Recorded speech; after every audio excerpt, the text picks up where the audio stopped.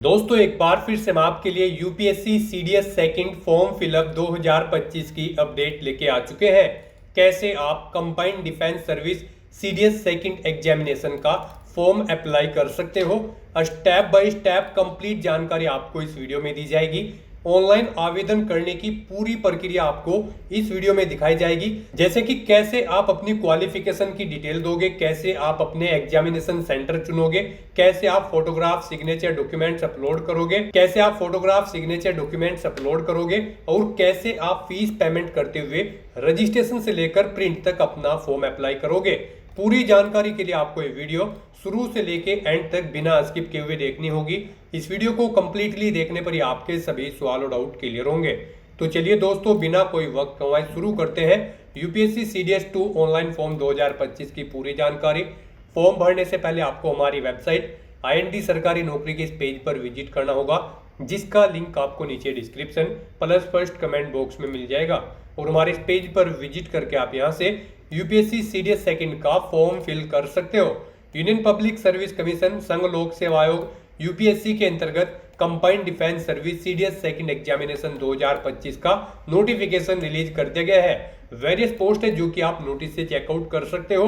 यहाँ पर Indian military academy, Indian naval academy, air force academy और ऑफिसर्स ट्रेनिंग एकेडमी के अंतर्गत ये भर्ती होने जा रही है। ऑनलाइन आवेदन प्रक्रिया की स्टार्टिंग डेट 28 मई 2025 है। लास्ट डेट ऑनलाइन आवेदन करने की 17 जून 2025 है। एग्जाम की डेट 14 सितंबर 2025 है। यहाँ पर बात अगर क्वालिफिकेशन डिटेल की जाए तो इसमें ग्रेजुएट डिग्री से आप IMA, OTA और एयरफोर्स एकेडमी के लिए अप्लाई करोगे। इंजीनियरिंग डिग्री से इंडियन नेवल एकेडमी के लिए आप अप्लाई करोगे।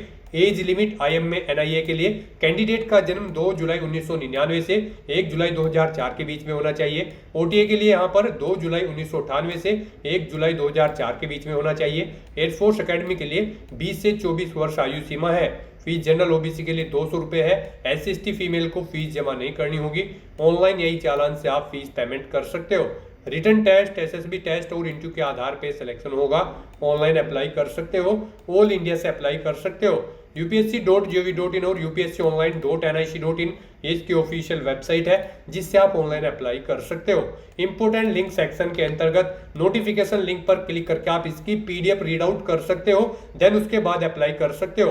अप्लाई करने के लिए आपको अप्लाई ऑनलाइन का यहाँ पर लिंक दिया गया है। इस लिंक पर आप जैसे ही क्लिक करोगे तो आपके सामने ऑनलाइन आवेदन करने का इसका ये ऑफिशियल पोर्टल ओपन हो जाएगा। गाइस, यहाँ पर अगर आपने पहले से रजिस्ट्रेशन कर रखा है तो आप ईमेल आईडी के थ्रू अपनी ईमेल आईडी एंटर करके या फिर मोबाइल नंबर के थ्रू या फिर OTR ID के थ्रू लॉगिन करके अपने डैशबोर्ड में से यूपीएससी सीडीएस फर्स्ट एग्जामिनेशन 2025 का फॉर्म अप्लाई कर सकते हो। और अगर आपने अभी तक यूपीएससी की किसी भी भर्ती के लिए अप्लाई नहीं किया है, आप फर्स्ट टाइम अप्लाई करने जा रहे हो, तो सबसे पहले यहाँ पर आपको अपना 1 टाइम रजिस्ट्रेशन करना होगा। उसके लिए आपको न्यू रजिस्ट्रेशन की टैब दी गई है, इस टैब पर क्लिक करें। आपके सामने OTR का फॉर्म ओपन हो जाएगा। यहाँ पर आपको अपनी बेसिक डिटेल्स प्रोवाइड करनी है। सबसे पहले यहाँ पर आपको अपना नाम देना है। ये नाम आपका आपकी 10वीं की मार्कशीट के अकॉर्डिंग होना चाहिए और नाम के स्टार्टिंग में आपको मिस्टर, मिसिज या फिर डॉक्टर वगैरह नहीं एंटर करना है। उसके बाद यहाँ पर आपको अपना नाम दोबारा से एंटर करके उसे वेरीफाई कर लेना है।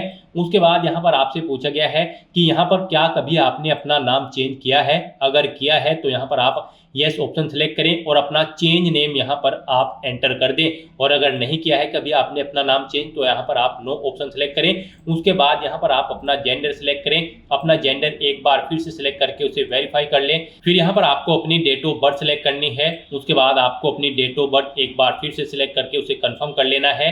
उसके बाद यहाँ पर आपको अपने फादर का नाम एंटर करना है। अपने फादर का नाम भी आपको 2 बार यहाँ पर एंटर करना होगा वेरिफिकेशन के लिए। और उनके नाम से पहले भी आपको श्री या फिर डॉक्टर वगैरह नहीं एंटर करना है। उसके बाद यहाँ पर आपको अपनी मदर का नाम एंटर करना है।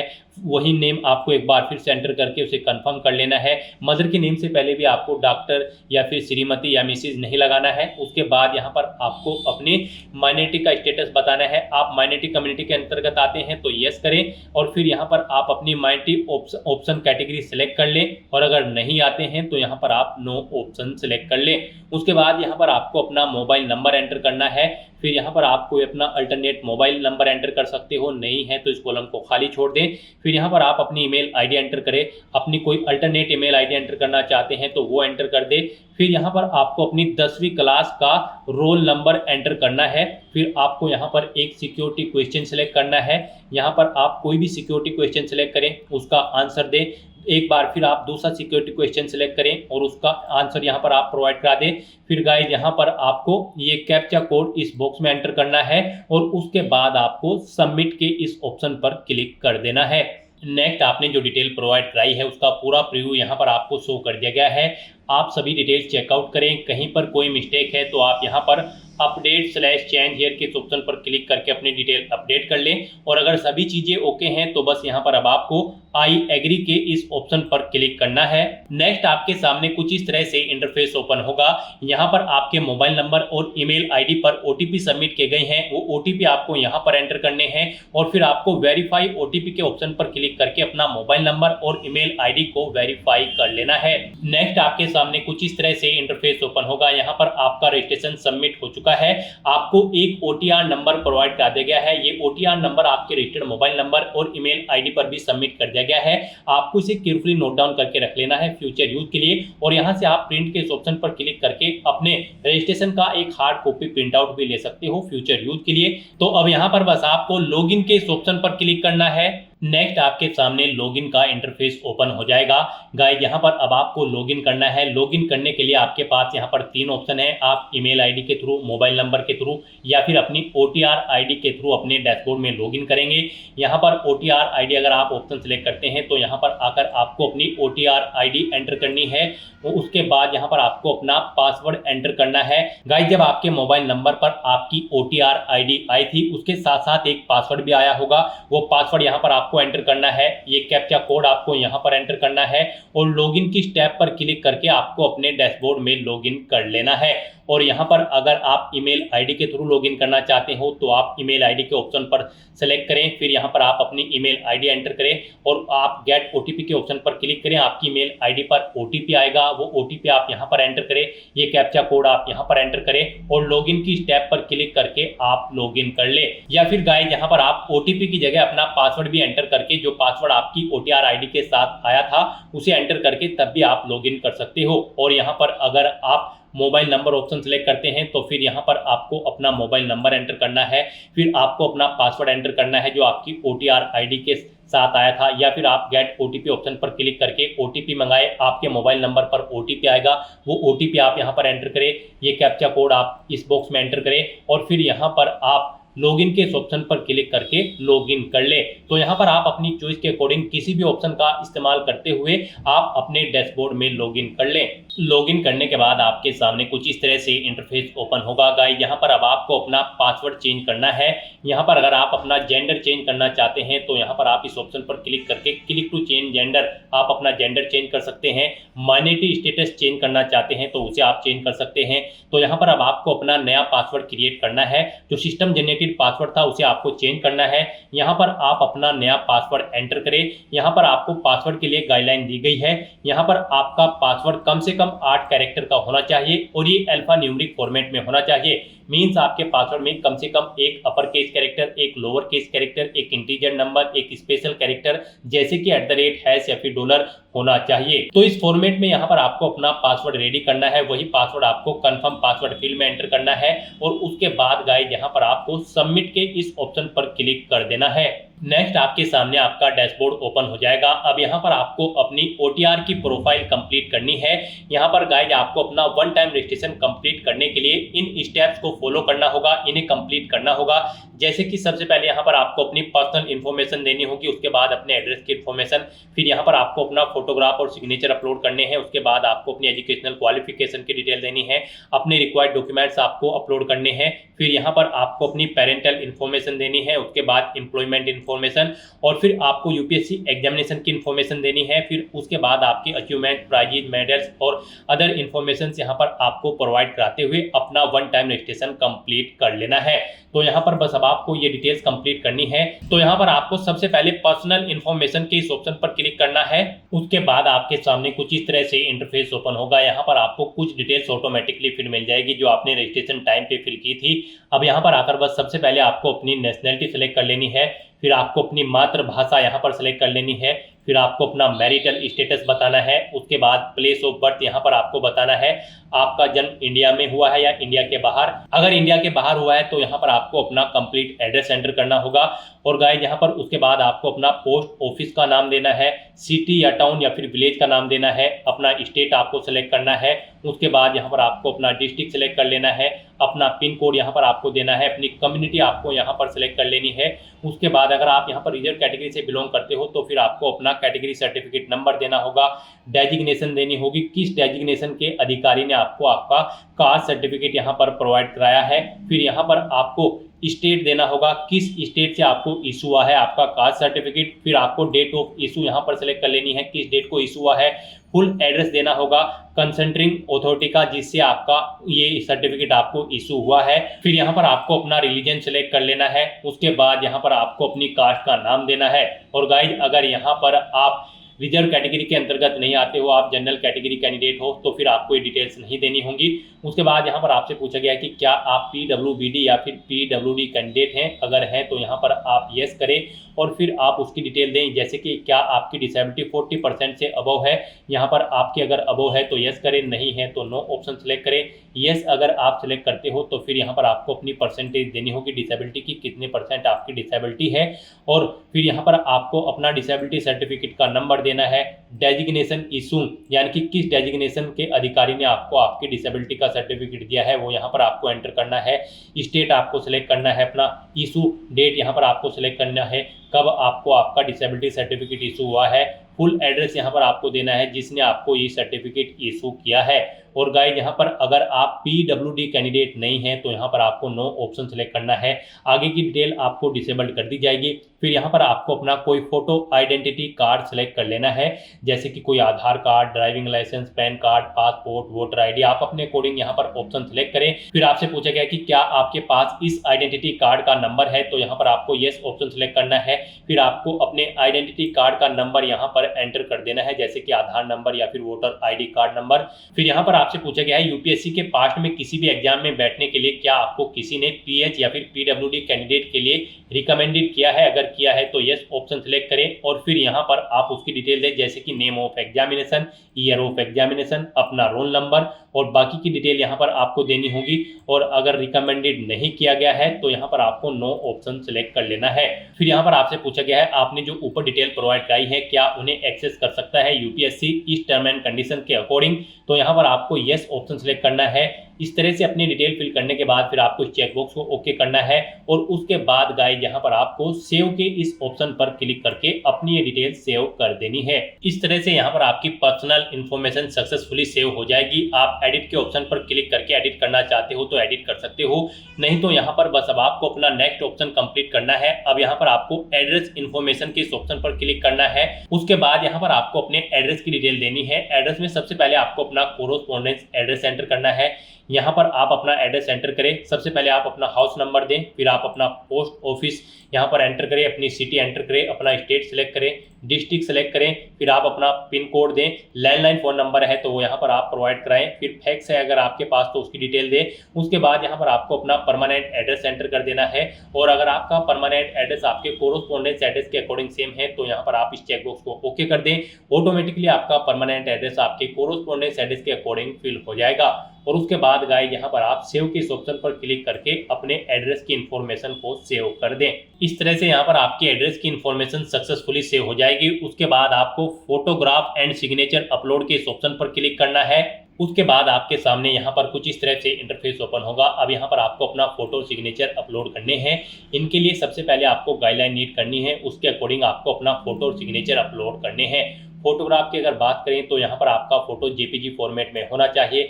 550 पिक्सल इंटू 550 पिक्सल उसकी डायमेंशन होनी चाहिए। 20 केबी से 300 केबी के बीच में आपका फोटो होना चाहिए। 10 दिन से ज़्यादा पुराना नहीं होना चाहिए। फोटो के बॉटम में आपका नाम और किस डेट को आपका फोटो खींचा गया है वो मेंशन होना चाहिए। तो इस फॉर्मेट में आपको अपना फोटो रेडी करना है। फिर आपको चूज फाइल बटन पर क्लिक करना है, फाइल को सेलेक्ट करना है, इस चेकबॉक्स को ओके करना है और सेव के इस ऑप्शन पर क्लिक करके आपको अपना फोटो अपलोड कर देना है। और उसके बाद आपको अपने सिग्नेचर यहाँ पर अपलोड करने हैं। तो आप सिग्नेचर की स्टेप पर क्लिक करें। इनके लिए भी आपको गाइडलाइन दी गई है। सिग्नेचर भी आपके जेपीजी फॉर्मेट में होने चाहिए। डायमेंशन उनकी 350 पिक्सल इंटू 350 पिक्सल होनी चाहिए। 20 केबी से 300 केबी के बीच में आपके सिग्नेचर होने चाहिए। तो यहाँ पर भी आपको चूज फाइल बटन पर क्लिक करना है, फाइल को सेलेक्ट करना है और फिर यहाँ पर आपको चेकबॉक्स को ओके करते हुए सेव के इस बटन पर क्लिक करके अपने सिग्नेचर भी सेव कर देने हैं। तो इस तरह से यहाँ पर आपको अपना फोटो और सिग्नेचर अपलोड करने हैं।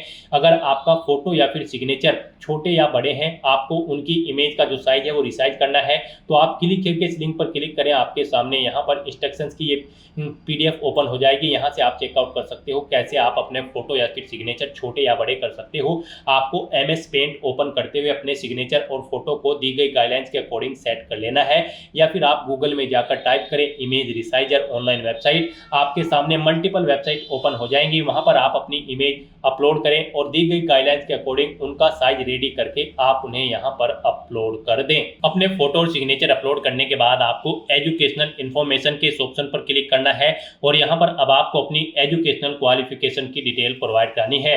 सबसे पहले यहाँ पर आपको अपनी 10वीं क्लास की डिटेल देनी है। यहाँ पर आप बताएं कौन सी ग्रेड आपकी 10वीं क्लास में है या फिर डिवीजन है, फर्स्ट, सेकंड या फिर थर्ड। आप अपने अकॉर्डिंग यहाँ पर एंटर करें। फिर यहाँ पर आपको अपने मार्क्स की परसेंटेज देनी है, कितने % मार्क्स आपने ऑब्टेन किए हैं, या फिर CGPA है तो वो एंटर करें। फिर आप यहाँ पर CGPA स्कोर दें, कितने में से कितने CGPA आपका आया है वो यहाँ पर आप दें। पासिंग ईयर आप यहाँ पर देख कब आपने अपनी 10वीं क्लास पास आउट की है। सब्जेक्ट बताएं आपके पास 10वीं में कौन कौन से थे, जैसे कि आर्ट, कॉमर्स या फिर साइंस। किस स्ट्रीम में आपने अपनी 10वीं क्लास यहाँ पर पास आउट की है, या फिर आप सभी सब्जेक्ट यहाँ पर मैन्युअली एंटर कर दें, जैसे कि हिंदी, इंग्लिश, मैथ। अपने अकॉर्डिंग यहाँ पर आप एंटर करें। फिर यहाँ पर आपको स्कूल का नाम एंटर करना है, बोर्ड का नाम देना है, किस बोर्ड से आपने अपनी 10वीं क्लास पास आउट की है। और उसके बाद गाइड यहाँ पर आपको सेव के इस ऑप्शन पर क्लिक करके अपनी 10वीं क्लास की डिटेल सेव कर देनी है। फिर यहाँ पर आपको अपनी 12th क्लास की डिटेल प्रोवाइड करनी है। यहाँ पर अगर आप अपेयर्ड हो तो आप अपेयरिंग ऑप्शन सेलेक्ट करके डिटेल देंगे, और अगर कंप्लीट कर लिया आपने अपनी 12th क्लास तो यहाँ पर आप कंप्लीटेड ऑप्शन सेलेक्ट करेंगे। उसके बाद यहाँ पर आपको अपनी क्लास या डिवीजन एंटर करनी है। आपकी फर्स्ट क्लास है, सेकंड है या फिर ग्रेड, आप अपने अकॉर्डिंग एंटर करें। फिर यहाँ पर आपको मार्क्स की परसेंटेज देनी है, कितने % मार्क्स आपने ऑब्टेन किए हैं यहाँ पर 12th में। CGPA में स्कोर है तो यहाँ पर आप एंटर करें, कितने में से कितने CGPA आपका है वो यहाँ पर आप एंटर कर दें।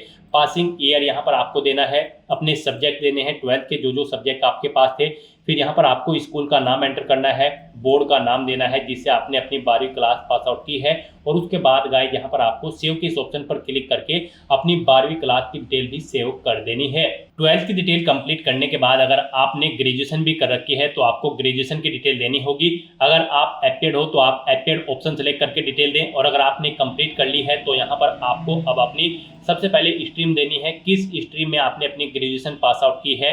आप अपने अकॉर्डिंग यहाँ पर ऑप्शन सेलेक्ट करें। फिर यहाँ पर आपको अपनी ग्रेजुएशन की स्ट्रीम के अकॉर्डिंग अपनी ग्रेजुएशन डिग्री सेलेक्ट करनी है जिसमें आपने अपनी ग्रेजुएशन कंप्लीट की है। उसके बाद यहाँ पर आपको बताना है आपकी फर्स्ट क्लास है, सेकंड क्लास है या फिर ग्रेड में आपके नंबर हैं, आप अपने अकॉर्डिंग यहाँ पर एंटर करें। फिर यहाँ पर आपको मार्क्स की परसेंटेज देनी होगी, अगर परसेंटेज में आपके नंबर हैं। CGPA में है तो यहाँ पर आप बताएं कितने CGPA स्कोर आपका है, कितने में से कितना CGPA है वो यहाँ पर आप एंटर करें। उसके बाद ग्रेजुएशन का पासिंग ईयर आपको देना है, सब्जेक्ट्स यहाँ पर एंटर करने हैं, किस सब्जेक्ट में आपने अपनी ग्रेजुएशन कंप्लीट की है। नेम ऑफ स्कूल, कॉलेज या फिर इंस्टीट्यूट का आपको यहाँ पर नेम देना है। बोर्ड या यूनिवर्सिटी का नाम आपको यहाँ पर सिलेक्ट करना है जिससे आपने अपनी ग्रेजुएशन कंप्लीट की है। अपनी ग्रेजुएशन का सर्टिफिकेट नंबर या फिर इनरोलमेंट नंबर या फिर रोल नंबर आपको देना है। डेट ऑफ इशू, आपको कब इशू हुआ है आपका ग्रेजुएशन का सर्टिफिकेट, वो डेट आपको यहाँ पर सिलेक्ट कर लेनी है। उसके बाद किस डेजिग्नेशन के अथॉरिटी ने आपको यहाँ पर आपका ग्रेजुएशन का सर्टिफिकेट इशू किया है वो यहाँ पर आपको एंटर करना है। फुल एड्रेस देना है उस अथॉरिटी का जिसने आपको सर्टिफिकेट दिया है। फिर यहाँ पर आपसे पूछा गया है क्या आपने यहाँ पर अपनी बेसिक एजुकेशनल क्वालिफिकेशन या फिर हायर क्वालिफिकेशन ऑब्टेन की है फॉरेन इंस्टीट्यूट से, तो अगर की है तो आप यस करें और फिर उसकी डिटेल दें। जैसे कि क्या यहाँ पर आपने स्कूल लिविंग सर्टिफिकेट ले रखा है अब्रॉड से, अगर ले रखा है तो यस करें और नहीं ले रखा है तो यहाँ पर आप नो ऑप्शन सेलेक्ट करें। फिर डिटेल ऑफ एजुकेशनल क्वालिफिकेशन यहाँ पर दे, फॉरेन इंस्टीट्यूट का नाम दे और यहाँ पर ऐड के ऑप्शन पर क्लिक करके अपनी डिटेल ऐड कर दे। और यहाँ पर अगर आपने अपनी बेसिक एजुकेशनल क्वालिफिकेशन या फिर हायर क्वालिफिकेशन ऑब्टेन नहीं की है फॉरेन इंस्टीट्यूट से तो यहाँ पर आपको नो ऑप्शन सेलेक्ट करना है। इस तरह से अपनी डिटेल फिल करने के बाद फिर आपको यहाँ पर सेव के इस ऑप्शन पर क्लिक करके अपनी ग्रेजुएशन की डिटेल को भी सेव कर देना है। ग्रेजुएशन डिग्री की डिटेल ऐड करने के बाद अगर आपने यहाँ पर पोस्ट ग्रेजुएशन कर रखी है तो उसकी डिटेल भी आप सेम ऐसे ही यहाँ पर प्रोवाइड करा सकते हैं। तो यहाँ पर आपको अपनी हायर क्वालिफिकेशन तक की सभी डिटेल्स ऐड कर देनी है। जी हाँ दोस्तों, यहाँ पर आपकी जो भी हायर क्वालिफिकेशन है उस तक आपको अपनी सभी एजुकेशनल क्वालिफिकेशन की इंफॉर्मेशन यहाँ पर 1 बाय 1 करके ऐड कर देनी है। और उसके बाद गाइस यहाँ पर आपको डॉक्यूमेंट्स अपलोड के इस ऑप्शन पर क्लिक करना है और यहाँ पर अब आपको अपने डॉक्यूमेंट अपलोड करने हैं। यहाँ पर आपके जो डॉक्यूमेंट होंगे वो PDF फॉर्मेट में होने चाहिए, 1 MB से कम उनका साइज होना चाहिए। तो यहाँ पर आपको अपनी 10वीं क्लास का सर्टिफिकेट अपलोड करना है, ग्रेजुएशन डिग्री अपलोड करनी है, उसकी मार्कशीट या फिर जो सर्टिफिकेट है। उसके बाद यहाँ पर आपको अपना फोटो ID प्रूफ अपलोड करना है, जैसे कि आपका Aadhaar card, voter ID card, PAN card या फिर पासपोर्ट। और फिर यहाँ पर आपको अपना, अगर आप रिजर्व कैटेगरी से बिलोंग करते हैं तो यहाँ पर आपको अपना SC ST OBC non creamy layer या फिर EWS सर्टिफिकेट अपलोड करना है। फिर यहाँ पर अगर आप एज में रिलैक्सेशन चाहते हैं तो एज रिलैक्सेशन सर्टिफिकेट यहाँ पर आपको अपलोड करना होगा। हिल एरिया से आते हो तो यहाँ पर आपको अपना हिल एरिया का सर्टिफिकेट अपलोड करना होगा। डॉक्यूमेंट्स या फिर सर्टिफिकेट आपको अपलोड करना होगा। अगर आपने पोस्ट ग्रेजुएशन या फिर उससे ऊपर की कोई क्वालिफिकेशन कर रखी है तो उसका सर्टिफिकेट भी यहाँ पर आपको अपलोड करना होगा। कोई अचीवमेंट है आपके पास किसी डिफरेंट फील्ड्स के अंतर्गत या फिर अवार्ड है या फिर प्राइज है, उसे भी यहाँ पर आप अपलोड कर सकते हो, उसका डॉक्यूमेंट आप अपलोड कर सकते हो। तो यहाँ पर बस अब आपको चूज फाइल के बटन पर क्लिक करना है, फाइल को सेलेक्ट कर लेना है और अपने इन डॉक्यूमेंट्स को यहाँ पर 1 बाय 1 करके अपलोड कर देना है। और उसके बाद गाइस यहाँ पर आपको पेरेंटल इंफॉर्मेशन के इस ऑप्शन पर क्लिक करना है। उसके बाद यहाँ पर आपको अपने फादर और मदर की इन्फॉर्मेशन देनी है। सबसे पहले यहाँ पर आपको अपने फादर की इन्फॉर्मेशन देनी है। यहाँ पर आप सेलेक्ट करें उनकी नेशनलिटी, उसके बाद उनका प्रोफेशन यहाँ पर आप सेलेक्ट करें। फिर यहाँ पर आप उनका एड्रेस एंटर कर दें और यहाँ पर अगर उनका एड्रेस आपके कोरोस्पोंडेंस एड्रेस या फिर परमानेंट एड्रेस के अकॉर्डिंग सेम है जो आपने OTR टाइम पर फिल किया था, तो यहाँ पर आप ऑप्शन पर क्लिक करें, उनके अकॉर्डिंग यहाँ पर आपके फादर का एड्रेस फिल हो जाएगा। और अगर अलग है तो यहाँ पर आप मैन्युअली एंटर करें, जैसे कि उनका house number, post office, city, state select करें, डिस्ट्रिक्ट सेलेक्ट करें, पिन कोड दें। और फिर यहाँ पर आपके पिताजी किसी पोस्ट पर कार्यरत है या फिर रिटायर्ड हो चुके हैं तो यहाँ पर आप उस पोस्ट का नाम दें। नहीं है कार्यरत या फिर रिटायर्ड नहीं हुए तो यहाँ पर आपको नॉट एप्लीकेबल एंटर करना है। और फिर आपको उनकी एनुअल इनकम यहाँ पर एंटर करनी है। और अगर एनुअल इनकम 0 है, कोई इनकम नहीं है, तो यहाँ पर आपको 0 मेंशन कर देना है। और फिर यहाँ पर आपको उनका स्टेट सेलेक्ट करना है, जिस स्टेट से वो बिलोंग करते हैं। फिर उनका डिस्ट्रिक्ट यहाँ पर आपको सिलेक्ट करना है और सेव के इस ऑप्शन पर क्लिक करके आपको अपने फादर की इंफॉर्मेशन सेव कर देनी है। उसके बाद यहाँ पर आपको अपनी मदर की इंफॉर्मेशन देनी है। यहाँ पर भी आपको उनकी नेशनलिटी सिलेक्ट कर लेनी है, फिर उनका प्रोफेशन यहाँ पर सिलेक्ट करना है। फिर यहाँ पर अगर आपकी मदर का जो एड्रेस है वो आपके फादर के एड्रेस के अकॉर्डिंग है या फिर आपके परमानेंट या फिर कोरोस्पोंडेंस एड्रेस के अकॉर्डिंग है, तो आप इनमें से किसी भी ऑप्शन पर क्लिक करें, ऑटोमेटिकली वो एड्रेस यहाँ पर फिल हो जाएगा। और अगर अलग है तो यहाँ पर आप मैन्युअली एंटर कर दें। उसके बाद यहाँ पर आपसे पूछा गया कि क्या आपकी मदर भी किसी सर्विस पर है या फिर रिटायर्ड हो चुकी है। अगर हो चुकी है तो यहाँ पर उस पोस्ट का नाम दे। नहीं आपकी माताजी सर्विस करती है या फिर रिटायर्ड नहीं हुई है तो फिर यहाँ पर आपको नॉट एप्लीकेबल मेंशन करना है। फिर यहाँ पर आपको अपनी मदर की एनुअल इनकम देनी है और अगर इनकम नहीं है तो यहाँ पर आपको 0 मेंशन कर देना है। उनका स्टेट आपको सिलेक्ट करना है, फिर उनका डिस्ट्रिक्ट आपको सिलेक्ट करना है और सेव के इस ऑप्शन पर क्लिक करके उनकी ये डिटेल सेव कर देनी है। इस तरह से यहाँ पर आपको अपने माताजी और पिताजी की इन्फॉर्मेशन एंटर कर देनी है। और उसके बाद गाइस यहाँ पर आपको एम्प्लॉयमेंट इंफॉर्मेशन के इस ऑप्शन पर क्लिक करना है। उसके बाद आपके सामने कुछ इस तरह से इंटरफेस ओपन होगा। अब यहाँ पर आपसे पूछा गया है आपके पेरेंट्स एम्प्लॉय हैं, अगर हैं तो यहाँ पर आप ऑप्शन सेलेक्ट करें। सेंट्रल गवर्नमेंट के हैं, स्टेट गवर्नमेंट के हैं, पीएसयू या फिर प्राइवेट, आपने अपने अकॉर्डिंग ऑप्शन सेलेक्ट करें। और नहीं है तो यहाँ पर आपको नॉट एम्प्लॉयड को ऑप्शन पर सेलेक्ट करना है। फिर यहाँ पर आपसे पूछा गया कि क्या आप एम्प्लॉय हैं, आप कार्यरत हैं, अगर हैं तो आप यस करें। और फिर यहाँ पर आप बताएं आप गवर्नमेंट या फिर पब्लिक एंटरप्राइज किस सेक्टर में कार्यरत हैं, अगर यहाँ पर आप गवर्नमेंट में है तो यस करें। और फिर यहाँ पर आप सर्विस की इंटीमेशन डेट दें, कब तक आप सर्विस करेंगे। और नहीं है तो यहाँ पर आपको नो ऑप्शन सेलेक्ट कर लेना है। और उसके बाद यहाँ पर आपसे पूछा गया कि क्या आप सेल्फ एम्प्लॉय हैं, अगर हैं तो यस करें, नहीं है तो नो ऑप्शन सेलेक्ट करें। इस तरह से अपनी एम्प्लॉयमेंट इन्फॉर्मेशन फिल करने के बाद बस अब आपको सेव के इस ऑप्शन पर क्लिक कर देना है। और इस तरह से अपनी एम्प्लॉयमेंट इन्फॉर्मेशन सेव करने के बाद फिर आपको यूपीएससी एग्जामिनेशन इन्फॉर्मेशन इस ऑप्शन पर क्लिक करना है। नेक्स्ट आपके सामने कुछ इस तरह से इंटरफेस ओपन होगा। अब यहाँ पर आपसे पूछा गया है कि क्या आपको यूपीएससी ने कभी किसी एग्जाम में बैठने से रोका है, अगर रोका है तो यस करें और फिर उस एग्जाम की डिटेल यहाँ पर दे। नहीं रोका है तो आप नो ऑप्शन सेलेक्ट करें। उसके बाद यहाँ पर आपसे पूछा गया कि क्या आपने यूपीएससी के प्रीवियस ईयर के एग्जामिनेशन में पार्टिसिपेट किया है, आपने अप्लाई किया है, अगर किया है तो यस करें। और फिर यहाँ पर आप एपेड एग्जामिनेशन का नाम सेलेक्ट करें, किस एग्जाम के लिए आपने अप्लाई किया था और फिर कितने बार आप अप्लाई कर चुके हैं उस एग्जाम के लिए, वो नंबर यहाँ पर आप सिलेक्ट करें। और अगर नहीं किया है तो यहाँ पर आप नो ऑप्शन सेलेक्ट कर लें। फिर यहाँ पर आपसे पूछा गया है कि सिविल सेवा परीक्षा के आधार पर क्या आपने कोई पोस्ट यहाँ पर स्वीकृत की है, अगर की है तो यस ऑप्शन सेलेक्ट करें और फिर उसकी डिटेल यहाँ पर दें। और नहीं की है तो यहाँ पर आप नो ऑप्शन सेलेक्ट कर लें। यस ऑप्शन अगर आप सेलेक्ट करते हो तो फिर आपको ईयर सेलेक्ट करना है, नेम ऑफ सर्विस देनी है, अपना रोल नंबर देना है। और फिर यहाँ पर आपसे पूछा है क्या आपकी नियुक्ति हुई है, आपने सर्विस ज्वाइन की है, अगर की है तो यस करें और फिर उसकी डिटेल दें। और नहीं की है तो यहाँ पर आप नो ऑप्शन सेलेक्ट कर ले। और यहाँ पर अगर आपने सिविल सेवा परीक्षा में पार्टिसिपेट नहीं किया है तो यहाँ पर आपको नो ऑप्शन सेलेक्ट कर लेना है। इस तरह से यहाँ पर अपनी डिटेल प्रोवाइड कराने के बाद अब आपको सेव के इस ऑप्शन पर क्लिक कर देना है। अपनी यूपीएससी एग्जामिनेशन की इंफॉर्मेशन सेव करने के बाद फिर आपको यहाँ पर achievement, prizes, medals and others के इस ऑप्शन पर क्लिक करना है। उसके बाद आपके सामने कुछ इस तरह से इंटरफेस ओपन होगा। अब यहाँ पर आपको अपने प्राइजेस और मेडल्स की डिटेल प्रोवाइड करनी है। यहाँ पर अगर आपके पास कोई प्राइज है या फिर मेडल है या फिर स्कॉलरशिप है तो यहाँ पर आप उसकी डिटेल मेंशन करें। स्पोर्ट्स में या फिर एनसीसी का कोई सर्टिफिकेट है तो उसकी डिटेल दें। कोई यहाँ पर आपकी कोई पोजीशन या फिर डिस्ट्रिक्शन लीडरशिप अगर आपने स्कूल या कॉलेज में की है तो उसकी डिटेल दें। यहाँ पर आपके पास कोई अदर एक्स्ट्रा करिकुलर एक्टिविटीज आपने की है सच एज आपकी हॉबीज तो यहाँ पर आप उसकी डिटेल दें। फिर यहाँ पर आपको अपनी लैंग्वेजेस की डिटेल देनी है। यहाँ पर आप जिस लैंग्वेज को रीड करना जानते हैं उसे यहाँ पर आप सिलेक्ट करें। फिर आप जिसे स्पीक करना जानते हैं उसे स्पीक ऑप्शन पर सेलेक्ट करें। रीड एंड स्पीक करना जानते हैं तो वो ऑप्शन सेलेक्ट करें। रीड राइट स्पीक जानते हैं तो वो लैंग्वेज यहाँ पर आप सेलेक्ट कर लें। और फिर उसका एग्जामिनेशन यहाँ पर आपने उसके लिए कौन सा एग्जामिनेशन पास आउट किया है, जिस लैंग्वेज की डिटेल आप यहाँ पर दे रहे हैं वो यहाँ पर आपको एंटर करना है। और ऐड के बटन पर क्लिक करके अपनी लैंग्वेज की डिटेल ऐड कर देनी है। एक से ज़्यादा लैंग्वेज अगर आप जानते हैं तो फिर आप यहाँ पर दोबारा से अपनी दूसरी लैंग्वेज ऐड करके उसे भी ऐड के बटन पर क्लिक करके ऐड कर सकते हैं। इस तरह से आपको अपनी डिटेल्स यहाँ पर ऐड कर देनी है और फिर आपको सेव के इस ऑप्शन पर क्लिक करके अपनी ये डिटेल सेव कर देनी है। इस तरह से यहाँ पर आपकी यूपीएससी वन टाइम रजिस्ट्रेशन की प्रोफाइल सक्सेसफुली कंप्लीट हो चुकी है। इन सभी ऑप्शन के सामने आपको ग्रीन कलर का ओके का टिक मिल जाएगा, यानी कि आपकी ओटीआर कंप्लीट हो चुकी है, प्रोफाइल कंप्लीट हो चुकी है। अब आप यूपीएससी के अंतर्गत होने वाली सभी भर्तियों या फिर एग्जाम्स में पार्टिसिपेट कर सकते हैं।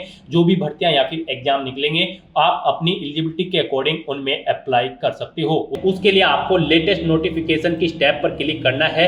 उसके बाद यहाँ पर यूपीएससी की जितनी भी भर्तियां यहाँ पर करंट में रनिंग में होगी उनकी लिस्ट यहाँ पर आपको दे दी जाएगी। गाइस हम यहाँ पर आपको यूपीएससी सीडीएस एग्जामिनेशन 2025 की भर्ती के लिए अप्लाई करके दिखा रहे हैं। तो यहाँ पर आपको एग्जामिनेशन परीक्षा में कंबाइंड डिफेंस सर्विस एग्जामिनेशन 2025 के सामने यहाँ पर आकर आपको क्लिक हियर फॉर पार्ट 1 भाग 1 के लिए यहाँ क्लिक करें। आपको इस लिंक पर क्लिक कर देना है। उसके बाद आपके सामने ये इंस्ट्रक्शंस ओपन होंगे। आपको इन्हें केयरफुली रीड करना है, पेज को नीचे स्क्रॉल डाउन करना है और फिर यहाँ पर आपको यस हाँ इस ऑप्शन पर क्लिक कर देना है। उसके बाद आपको ओके करना है। नेक्स्ट यहाँ पर आपकी सभी डिटेल्स आपके ओटीआर वन टाइम रजिस्ट्रेशन पे आपने जो डिटेल्स प्रोवाइड कराई थी उनसे पिकअप कर ली गई है। अब यहाँ पर आपको आई hereby declare that all the details given above are true इस चेकबॉक्स को ओके करना है और फिर आपको आई एग्री इस ऑप्शन पर क्लिक कर देना है। इस तरह से यहां पर आप पार्ट 1 के लिए सक्सेसफुली अप्लाई कर चुके हो। अब आपको पार्ट 2 के लिए अप्लाई करना है। अब यहां पर आप क्लिक हियर फॉर पार्ट 2 इस लिंक पर क्लिक कर दें। उसके बाद आपके सामने कुछ इस तरह से इंटरफेस ओपन होगा। आपको पेज को नीचे स्क्रॉल डाउन करना है। यहां पर भी आपकी मोस्टली सभी डिटेल्स आपके OTR वन टाइम रजिस्ट्रेशन से पिक कर ली गई है।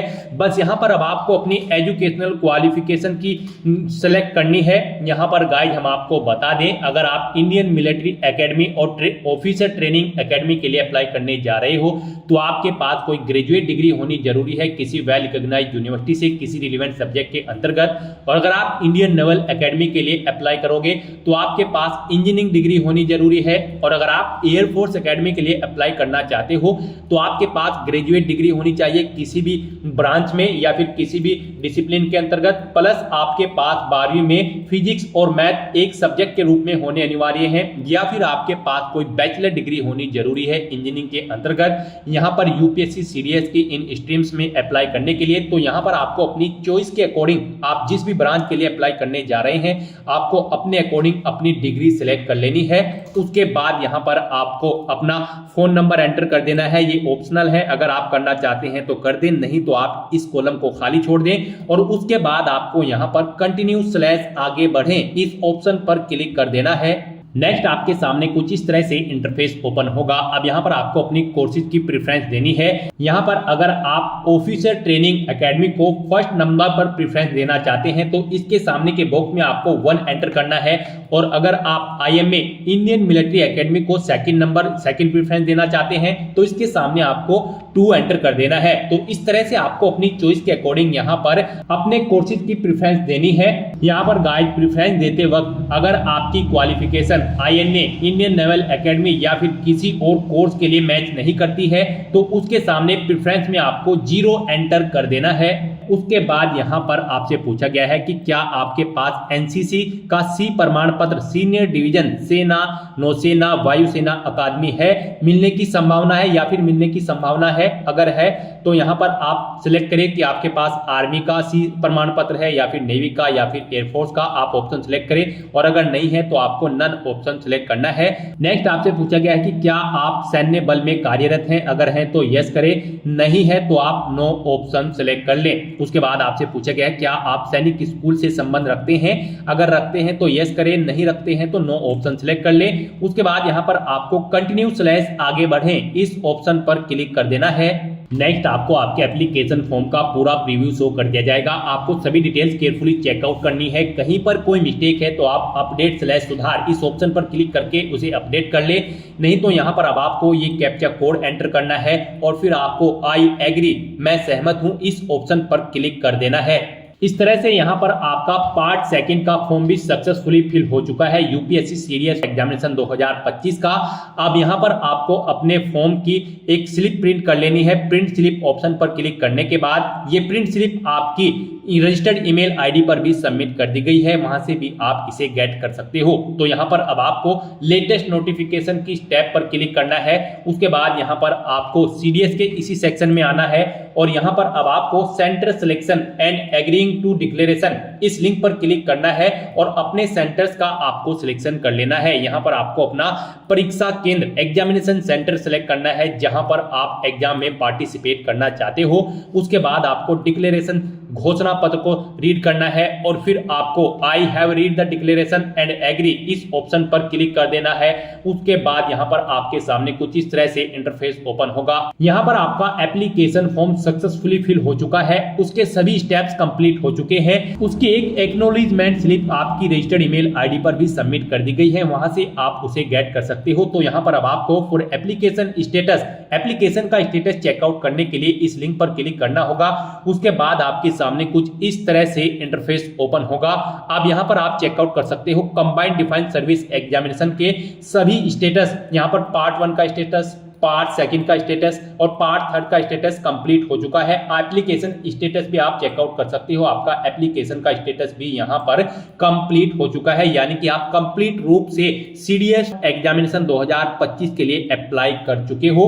अब आप यहां पर क्लिक हियर के इस लिंक पर क्लिक करें और अपने एप्लीकेशन फॉर्म का एक हार्ड कॉपी प्रिंट आउट ले लें। इस लिंक पर क्लिक करने के बाद आपके सामने आपका फॉर्म ओपन हो जाएगा। यहां पर आप प्रिंट के इस बटन पर क्लिक करके अपने फॉर्म का एक हार्ड कॉपी प्रिंट आउट ले सकते हो फ्यूचर यूज के लिए। तो दोस्तों ऐसे आप यूपीएससी सीडीएस 2025 एग्जामिनेशन के लिए अपने फॉर्म अप्लाई कर सकते हो बिना कोई मिस्टेक किए हुए। आज की इस वीडियो में बस इतना ही। आई होप ये वीडियो आपको पसंद आई होगी। अगर पसंद आई हो तो इसे लाइक और शेयर करें, चैनल पर नए हो तो इसे सब्सक्राइब कर लें। Thanks for watching.